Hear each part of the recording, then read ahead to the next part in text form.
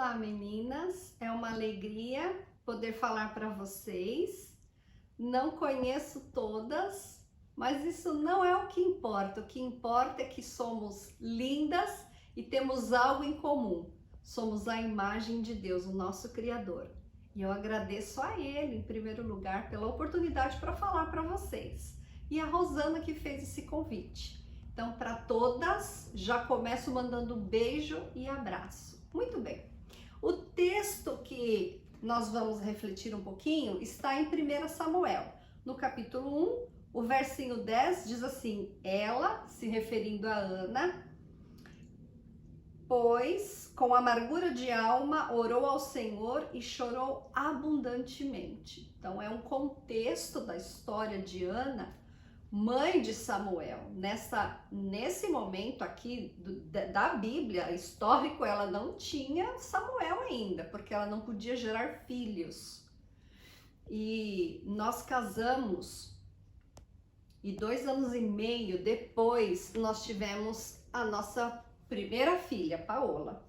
Então tá aqui um sapatinho para lembrar da Paola. Fica sempre pertinho da gente. Mas o tempo foi passando, porque a Paola, quando era bebezinha, nós tivemos um acidente de carro. E estávamos todos juntos. Ela foi preservada, nossa filha da libertação, eu costumo dizer. Não aconteceu nada com a Paola. Os outros que estavam dentro do veículo, todos tiveram um tipo de sequela. Mas ela começou a pedir por um irmão ou uma irmã, e esse bebê não vinha. E nós fizemos todos os exames que eram humanamente possíveis de serem feitos e nada. Então, começamos a ajudar ao Senhor, porque Deus nos disse que nós teríamos uma outra criança dentro da nossa casa. Fomos em alguns orfanatos, ou seja, tentando ajudar ao Senhor. Mas eu me lembro de que quando chegou no ano de 2006, eu orei abundantemente e clamei ao Senhor. E sabe quando você joga para cima e fala: Senhor, esse problema não é meu, porque nós queremos muitas vezes agarrar os problemas para nós. E eu entendi que ele não era um problema meu, isso era algo que Deus iria resolver, mas eu precisava confiar. Então nós começamos num processo de falar com ele de madrugada. Não tem problema se você não fala com Deus de madrugada, tá bom? Porque a gente não pode dar esse estigma de que de madrugada as pessoas são melhores. Não. Às vezes você pode falar de manhã, de tarde, de noite, é na sua hora que seja a melhor hora para você. E eu sei que para mim naquele momento era de madrugada. E começamos a orar. E o tempo foi passando. E eu me lembro que na semana do meu aniversário, Deus me presenteou com um bebê. Isso mesmo. Quando eu acordei para orar, na verdade não era eu que acordava, era o Senhor que me acordava. E eu fui conversar com ele. Ele me disse que eu estava grávida. Me falou do lado que eu engravidei, do lado esquerdo, que eu iria ter algumas provas sobre isso, mas que ele estava cuidando de tudo. E eu falei: Senhor, eu sei que eu clamei, eu orei, mas fala comigo, toca em mim, toca no meu corpo. E eu me lembro de uma mão bem grande que me tocava assim no meu ventre. E aquilo para mim, eu comecei a chorar e chorava muito.